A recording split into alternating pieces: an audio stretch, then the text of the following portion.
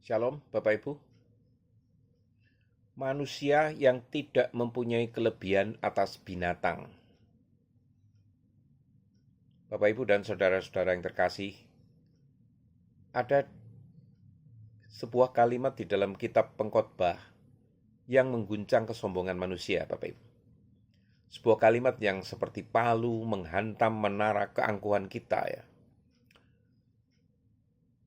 Sebab nasib manusia adalah sama dengan nasib binatang. Nasib yang sama menimpa mereka. Sebagaimana yang satu mati, demikian juga yang lain. Manusia tidak mempunyai kelebihan atas binatang, karena segala sesuatu adalah kesia-siaan. Ini bisa Bapak Ibu baca di Pengkhotbah 3 ayat 19 ya. Apakah itu berarti bahwa manusia itu sama dengan binatang? Apakah ini membatalkan kemuliaan kita sebagai gambar Allah? Mari kita menyelam ke dalam suara Kohelet ya. Sang pengkhotbah yang berani berkata jujur tentang kefanaan hidup ini Bapak Ibu. Kohelet berbicara mengenai kesamaan di dalam kematian di bawah matahari ya.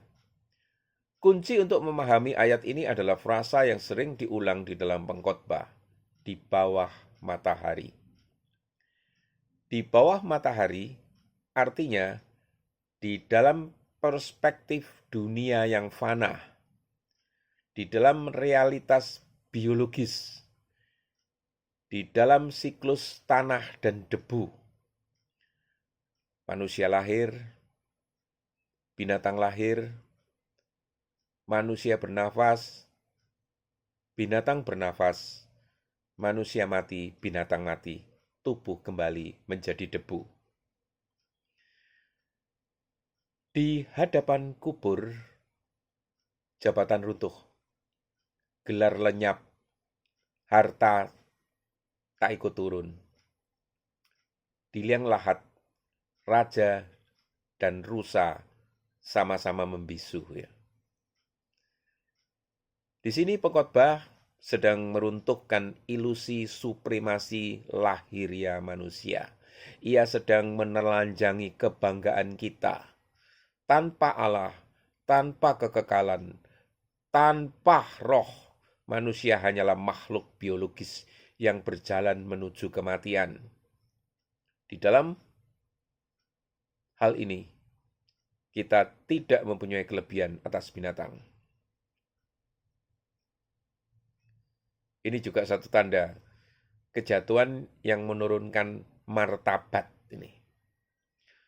Namun mari kita kembali ya ke awal ya. Di dalam kitab Kejadian 1 ayat 26 Allah berkata, baiklah kita menjadikan manusia itu menurut gambar dan rupa kita.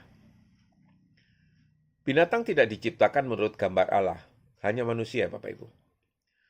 Tetapi dosa merusak refleksi itu. Ketika manusia memilih memberontak, ia kehilangan kemuliaan.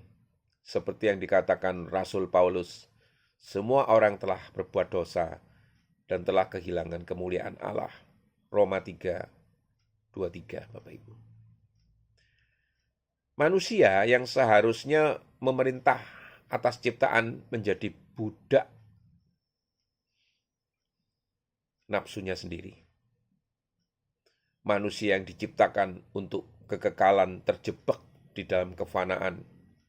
Dan ketika manusia hidup hanya untuk makan, minum, bekerja, tidur, ia hidup seperti binatang, Bapak Ibu. Itulah maksud Kohelet. Tanpa kesadaran kekekalan, manusia tidak lebih tinggi dari nalurinya. Nah, apa kekekalan yang tersembunyi di balik manusia? Kekekalan di dalam hati sebetulnya. Namun pengkhotbah tidak berhenti di sana. Di dalam ayat sebelumnya di pengkhotbah 3 ayat 11, ia berkata, ia membuat segala sesuatu indah pada waktunya. Bahkan ia memberikan kekekalan di dalam hati mereka. Inilah rahasianya Bapak Ibu. Binatang tidak merentungkan arti hidup. Binatang tidak bergumul dengan pertanyaan tentang keabadian. Binatang tidak mencari makna, tetapi manusia gelisah. Manusia bertanya, manusia menangis di tengah malam karena merasa hidup harus lebih dari sekedar bertahan hidup. Kegelisahan itu adalah bukti kemuliaan yang masih tersisa, Bapak Ibu. Jika manusia benar-benar sama dengan binatang, kita tidak akan pernah bertanya tentang sorga itu. Nah,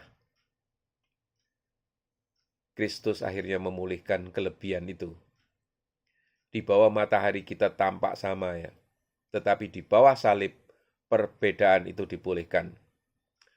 Yesus Kristus datang bukan untuk menebus binatang, Ia datang untuk menebus manusia ini. Ia mati bagi gambar Allah yang rusak. Ia bangkit untuk memulihkan martabat kita. Binatang mati dan tetap mati, tetapi manusia yang percaya akan dibangkitkan.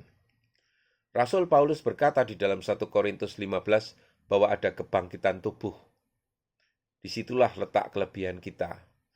Bukan di dalam kekuatan fisik, bukan di dalam kecerdasan, tetapi di dalam panggilan kekal. Peringatan profetis bagi generasi ini, Bapak Ibu. Dunia modern berkata kita hanyalah hasil evolusi. Kita hanyalah hewan yang lebih cerdas.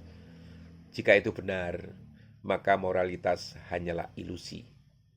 Kasih hanyalah reaksi kimia.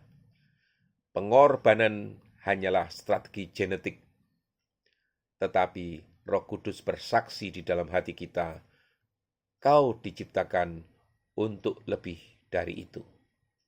Namun dengarlah ini dengan gentar Bapak Ibu. Jika manusia hidup tanpa Allah, tanpa kebenaran, tanpa pertobatan, maka secara praktis ia memang tidak mempunyai kelebihan atas binatang. Ketika hawa nafsu menguasai, ketika kekerasan menjadi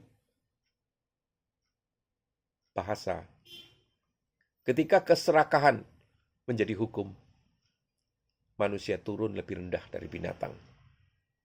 Binatang tidak berdosa, manusia bertanggung jawab. Itulah perbedaannya. Kesia-siaan yang memanggil kita kepada Allah. Kohelet memakai kata hevel, sia-sia. Uap-uap kesia-siaan. Itulah arti hevel ya. Hidup di bawah matahari adalah uap yang hilang. Tetapi Injil mengubah uap menjadi kekekalan, Bapak Ibu. Jika kita hanya melihat kubur, kita setara dengan binatang. Jika kita melihat kebangkitan, kita adalah anak-anak Allah. Maka jangan hidup hanya untuk naluri. Jangan hidup hanya untuk perut. Jangan hidup hanya untuk hari ini.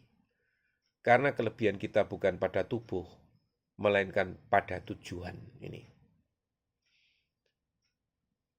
Inilah debu yang ditunjukkan ke sorga. Diunjukkan ke sorga, Bapak Ibu. Tubuh kita akan kembali menjadi debu. Dan hal itu kita sama dengan binatang ya. Tetapi roh kita kembali kepada Allah yang memberikannya. Pengkhotbah 12 ayat 7. Manusia tidak mempunyai kelebihan atas binatang di dalam kefanaan. Tetapi manusia mempunyai panggilan surgawi di dalam penebusan.